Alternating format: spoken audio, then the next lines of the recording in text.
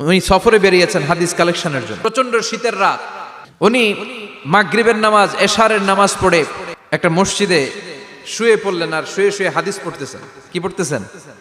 কথা বলেন। আর মনে মনে ভাবলেন রাতটা মসজিদে কাটায় দেই, ফজরের নামাজ পড়ে বেরোবো। কিন্তু দারোয়ান এসে বলে মসজিদে থাকতে পারবেন না, ওঠেন। দারোয়ান আছে না? কথা কন। আহমদ ইবনে হাম্বল বললেন, আমি শুধু রাতটা থাকতে চাই, আমি তো ফজরেরও মুসল্লি, ফজর নামাজ পড়বো তো এই মসজিদে, আমার থাকতে দাও। দারোয়ান তো দেয় না, কেন? মসজিদে থাকার জায়গা না, জান মিয়া।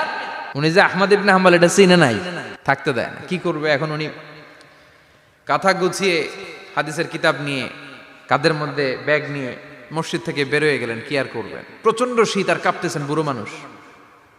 পথিমধ্যে দেখলেন বাজার, বাজার একজন খাব্বাজ, কোন খাব্বাজ? যুবক রুটি বিক্রেতা। সে রুটি বিক্রি করে, চুলার মধ্যে রুটি সেকে। সে যে সালাম দিল, আসসালামু আলাইকুম। যুবক বলে, ওয়ালাইকুম আসসালাম।